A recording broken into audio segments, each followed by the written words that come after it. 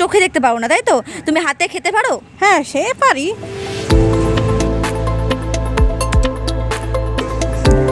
নমস্কার, আপনাদের মাঝে আমরা আবার একটা নতুন ভিডিও নিয়ে চলে এসেছি। দেবকুমার ফিজিক্যাল এক্সারসাইজে আরও একবার ওয়েলকাম জানিয়ে আমরা আমাদের ভিডিও শুরু করছি। আজকে আমরা এই কাকুর বাড়ির আশেপাশেই আছি আমরা এখানটায়। তো আজকে এর নামটা শুনবো আর এর কি প্রবলেম সেটা আপনাদেরকে বলবো, আর কি সমস্যা আছে সেটাও শোনাবো। আগে প্রথমে কথা বলে নেব এই যে বোনটা, এই বোনের মায়ের সাথে। আপনার নামটা বলুন। সুলেখা অধিকারী। আর আপনার মেয়ের নাম? দীপ্তি অধিকারী। ওর প্রবলেমটা যদি একটু বলে। ওই দুই চোখে দেখে না, অন্ধ। ছোট থেকে, জন্ম থেকে? জন্ম থেকে। ছোট যখন হয়েছে তখন থেকেই বুঝতে পারছিলেন? হ্যাঁ। কোথায় কোথায় দেখিয়েছেন? তখন আর বুঝতে পারিনি, কিন্তু 2-1 মাস পরে বুঝতে পেরেছি। দেখিয়েছিলাম দিশা হসপিটালে দেখিয়েছিলাম। আশেপাশে দেখিয়েছি, কিন্তু ওইখানে দেখিয়েছি, ওখানে বলেছে আজ ভালো হবে না। তারপরে আর চেষ্টা করিনি কোনো দিনও। ও, বুঝতে পারছেন যে একে ছোটোবেলা থেকেই বুঝতে পেরেছে যে ও আর সুস্থ হবে না, সেই জন্য সেরকমভাবে এরা আর চেষ্টা করেনি। তো এই দীপ্তির কাছ থেকে একটু শুনে নেব ওর কথা। তোমার নামটা বলো। আমার নাম দীপ্তি অধিকারী। তোমার বয়স জানো? বয়স এই তো 22 হলো। তুমি পড়াশোনা করো? না, এখন আর করি না, আগে করতাম। কোন ক্লাসে পড়তে? এইখানে তো 8 পর্যন্ত ছিল, তারপরে কল্যাণী স্কুলে 3 পর্যন্ত, 4-এ উঠেছিলাম, কিন্তু বইপত্র সব নিয়ে নিয়েছে, আর হয়নি। তোমার এখন কি প্রবলেম হচ্ছে বলো? এখন সমস্যা, তোমার কি সমস্যা আছে তাই বলো। ওই তো ওই চোখে দেখি না। তুমি শুধু চোখে দেখতে পারো না, তাই তো? তুমি হাতে খেতে পারো? হ্যাঁ, সে পারি। এমনি তোমার হাতে পায়ে কোনো ব্যথা যন্ত্রণা কিছুই নেই, তাই তো? না। আচ্ছা, এবার একটু কথা বলে নেবো কাকুর কাছ থেকে। আমি তো একে চিনি না, জানি না, কাকু ওকে চেনে, ছোট থেকে জানে। তো সেই জন্য কাকুর মুখ থেকে শুনে নেবো ওর ব্যাপারে। নমস্কার, আমি দেবকুমার। আচ্ছা, দীপ্তি যখন ছোট ছিল, আমার বাড়ির পাশেই বাড়ি আর কি। দীপ্তি যখন ছোট ছিল, ওর তখন ওই চোখের সমস্যা হয় আর কি।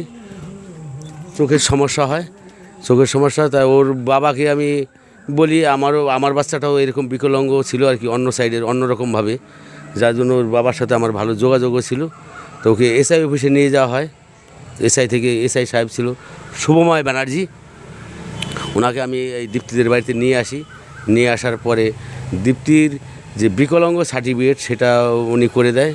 তারপরে বিডিও সাহেবের কাছে নেওয়া হয়, ওইখান থেকে ওকে নিয়ে যাওয়া হয় বিডিও সাহেব। উনি ওকে কাটফাট করে দিয়ে ওকে মান্থলি 1000 করে টাকা চালু করে দেয় আর কি বিডিও সাহেব। এসআইয়ের মাধ্যমে হয় সেটা। আচ্ছা, দীপ্তি কিন্তু কল্যাণীতে নিয়ে গেছিলো ওর বাবা ওকে। তারপর থেকে ওকে আর লেখাপড়ার দিকে করায়নি। আচ্ছা, করানো হয়নি, কারণ ও দুটো থেকে ওর অন্ধ আছে। ওরা 3টে বোন, হ্যাঁ, 2টো বোন ওরা লেখাপড়া করে। ওরা 12 ক্লাস পাস হয়ে গেছে, সবাই শিক্ষিত। ওর বাবাও শিক্ষিত, ওর মাও কিছুটা শিক্ষিত। নাম সইয়ের মধ্যে ওর মা জানে, কিন্তু ওর বাবা বিএ পাস। হ্যাঁ, ঠিক আছে। এবার তো আপনারা শুনতে পেলেন যে এই দীপ্তি সম্পর্কে আমরা কি বললাম আর কি জানলাম আজকে। ওকে আমরা মেন দেখতে এসেছি। কাকু ওকে ছোট থেকে চেনে, যে ছোট থেকে চেনা থেকে যে একটা ওকে চিনি জানি, তো তাই সেই জন্য আপনাদের সাথে একটু পরিচয় করে দিলাম ওর বিষয়ে একটু দেখানোর জন্য।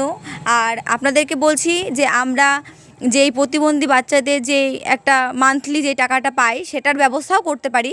তো আপনারা যদি আমাদের সাথে যোগাযোগ করেন তাহলে আমরা সেই ব্যবস্থাটাও করে দেবো। যারা পায় না তাদেরকে এই মান্থলি সাহায্যটা আমরা করতে পারবো।